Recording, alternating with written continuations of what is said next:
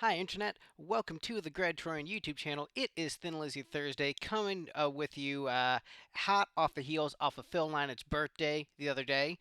So happy belated birthday to Phil Lynott, unless you follow me on Instagram, in which you saw me say happy birthday to Phil Lynott. And I think that auto posted to Twitter too. So last week we got a song off Phil's solo album, and that was really awesome. This week, I'm rocking my cashmere shirt from when I was in the Cleveland's Contemporary Youth Orchestra. Why am I wearing this today? Because it was on top of the t-shirt pile. But I'm kind of hoping for maybe a Thin Lizzy song with like a orchestral flair. Maybe a song for While I'm Away. Have we done that one yet? Let's see. I don't think we have off Vagabonds of the West World. That'd be pretty cool, but I don't get to choose. The random number generator chooses. So I'm gonna pull up the random number generator and see what we get today.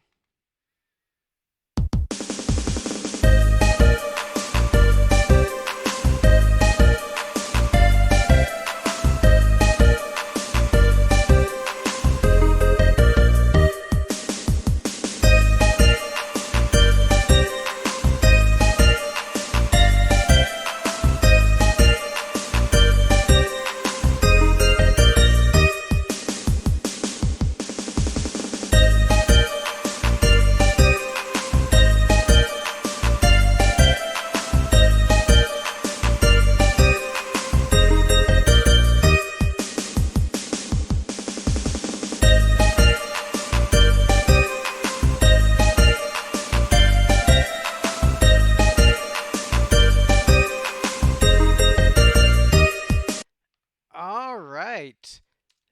So we've got a Black Star Riders track. So to celebrate Phil's birthday, we get a Black Star Riders track. Uh, all right. So for the two of you still watching this video, thanks. Thanks for checking out Thin Lizzy Thursdays, where we do everything, including the Black Star Riders songs. So thanks for showing up for that. So this is off the album Heavy Fire, which I think I heard like the single of, but I've never actually um like listened to this full album. Looks like we've got a lyric track for the video, which will be nice. But I'm also looking up the lyrics in a separate tab, so that way I can reread them for the listeners.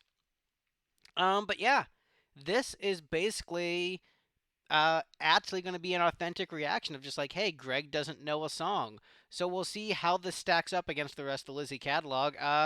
Prediction: Dream Sketcher is probably going to like it more than most of the Lizzy songs because it doesn't have Phil singing. um, but yeah, let's dig into it. I do like the album cover a lot. Like the old school strong man, like with like the mustache. I think that's awesome. Um, yeah, I think it's a very cool album cover. Um, yeah, let's dig into Black Star Riders When the Night Comes In. Pulling up the official lyric video for my reaction. I walk down Broadway in the bitter cold. See my reflection and it makes me feel so old. Boulevard. All right, I'm gonna have to rewind. Wow, that is a awful sounding snare drum. Um, yeah, I do not like that snare. Sounds like a tin can and not in a good way. I've seen bands that have like hit trash cans. Pardon me. I've seen bands that like hit trash cans live instead of a drum kit. But like they're like weird like indie folk bands. I'm not wanting that from a hard rock band necessarily.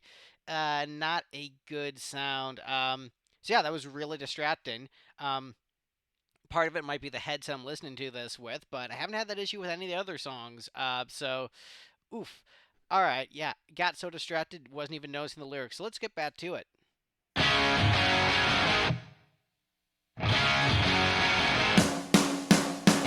walk down Broadway in the bitter cold. See my reflection and it makes me feel so old. Boulevard in deep recession. A winter sky in deep depression. Give me back my broken life. Give me serenity beyond this strife. Give me absolute absolution from all this trouble, disarray, and confusion. This is a call to innocence.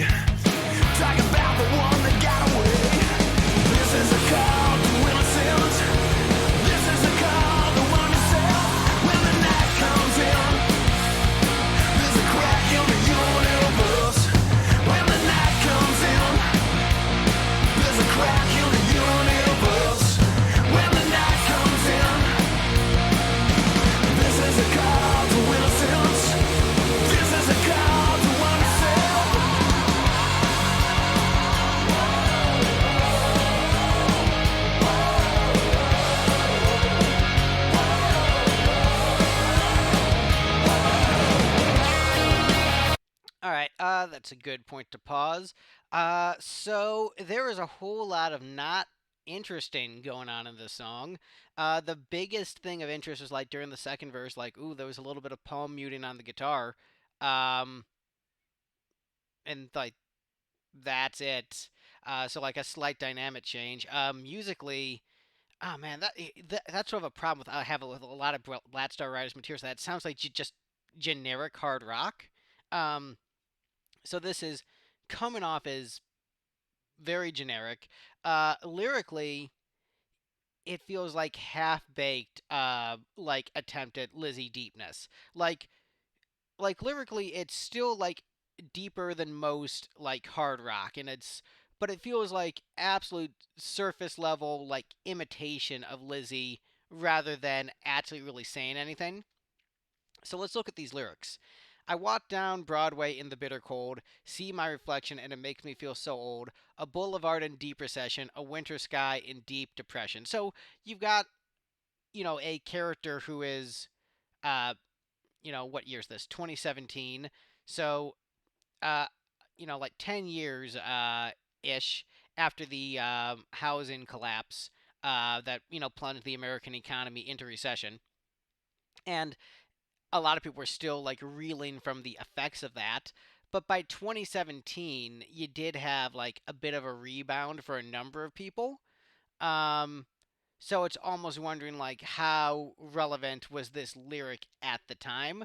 I mean, my generation, millennials, have like never really recovered from that recession, and you have what like 90% of the country living paycheck to paycheck, or maybe it's 70%. I don't know that exact number off the top of my head, but a high percentage of the country living paycheck to paycheck. A lot of people experiencing homelessness because of that financial recession. So but it also feels like 2017, like it feels like a little bit late to the party, and the song isn't necessarily strong enough to really make that social commentary that interesting. Um, give me back my broken life. Give me serenity beyond this strife. Give me absolutely absolution from all this trouble, disarray, and confusion. This is a call to innocence. This is a call to arm yourself. It's like it's not like the rhymes are kind of boring. There's not too much flavor to the prose. Um, and this is a call to innocence. This is a call to arm yourself. I don't know what. Get a gun and overthrow the government. Is that what he's saying? Um, saying that like you did not choose to have this strife and hardship placed upon you, but now you have to do something about it. So those who were the innocents of this crime of economics, you must now arm yourselves and do what you can to take destiny into your own hands. I mean, yeah, it's a mildly interesting theme, but it's not done really in an interesting way. Um, when the night comes in, there's a crack in the universe. When the night comes in, there's a crack in the universe.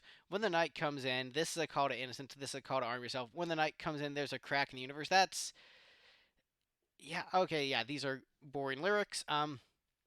I got nothing. I'm prepared to negotiate. Deviating when I should be going straight. Should I roll or should I play? Talk about the one that got away. Yeah, yeah. These are kind of nonsense lyrics. Ah, man. This the thing is, I don't actually think that Ricky Warwick is a bad lyric writer. Um, and actually, I'm wondering if he even wrote the lyrics for this one because this just feels, Damon Johnson, Ricky Warwick co-write. Yeah, this it just feels kinda lazy. It feels like going on autopilot, which is disappointing because I remembered hearing another song off this album. I forget which one, but actually it sounded kind of cool.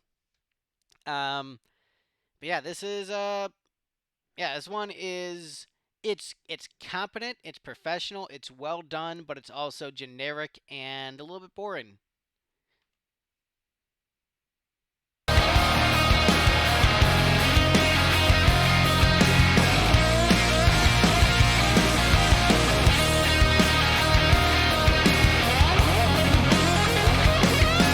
Night comes in, there's a crack in the universe.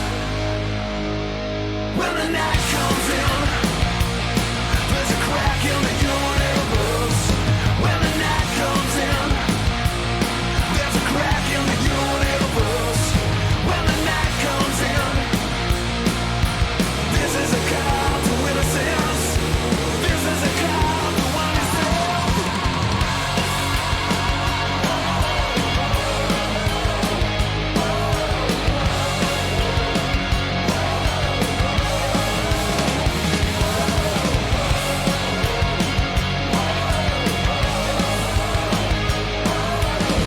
Okay, so that's actually kind of a cool musical build there. I like the backing vocals and the build musically.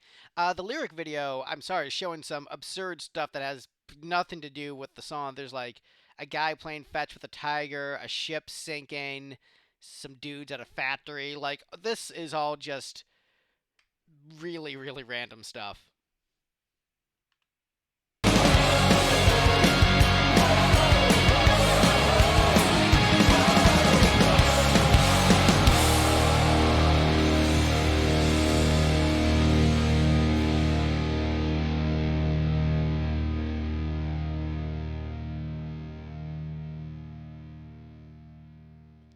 Yeah, I'm gonna be honest. I was more disappointed with that than I expected to be. I expected, okay, Black Star Riders, it might be a little generic musically, but probably some cool lyrics at least. But also, I remembered like hearing a single off this album, and it sounded a lot better than the single off the previous album, which I'm blanking on the name of. What was Another State of Grace? So, and I remember thinking, oh well, maybe they finally like maybe that the second album was a sophomore slump, but then they, were getting back in the swing of things and getting creative with this one. I don't remember what the single was that I heard off this that sounded cool. Let's see. Looking at the list. Oh yeah, I think it was "Dancing with the Wrong Girl" was the song I heard. Like, oh yeah, that sounds pretty cool. And so I thought that maybe this album had like reignited their spark, and that the second album was just like a sophomore slump happens to a lot of bands. But whew, it's competent, it's professional, it's well played.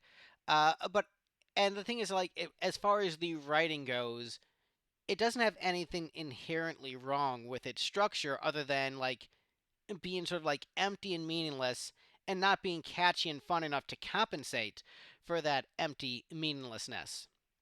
So like you look at like Kiss songs with really stupid lyrics, but man, those hooks are good and the songs are fun.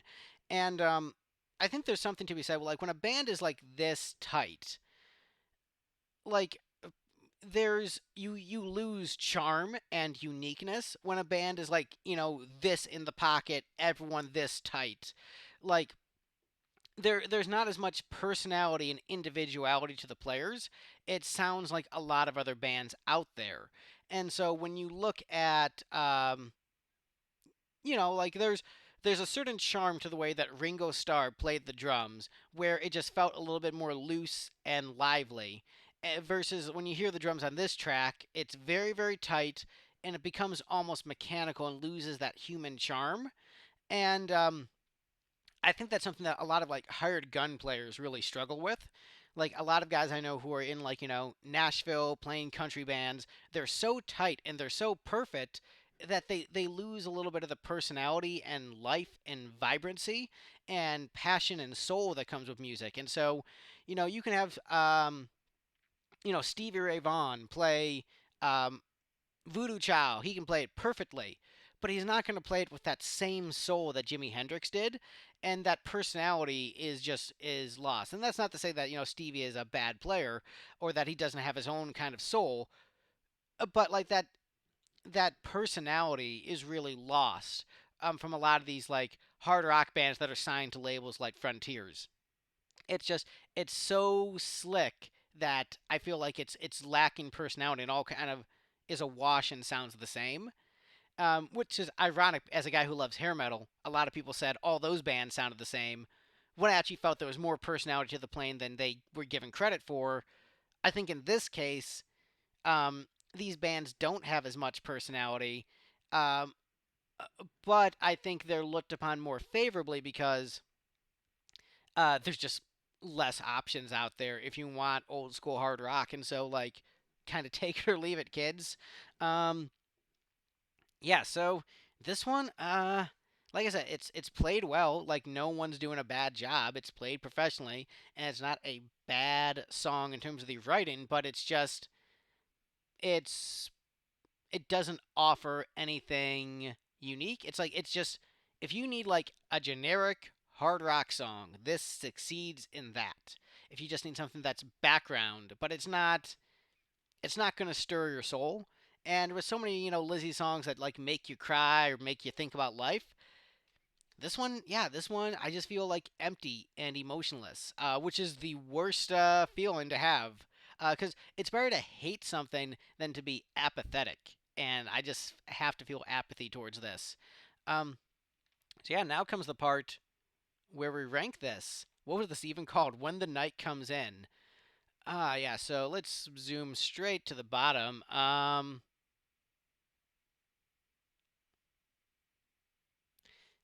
Yeah, Charlie, I Gotta Go had a better hook. So the question is, does this go to D or F rank, or is this just C rank? You know what? I'm gonna be a little bit harsh. I'm just copying that so the text formatting doesn't change, which it did anyway. 12.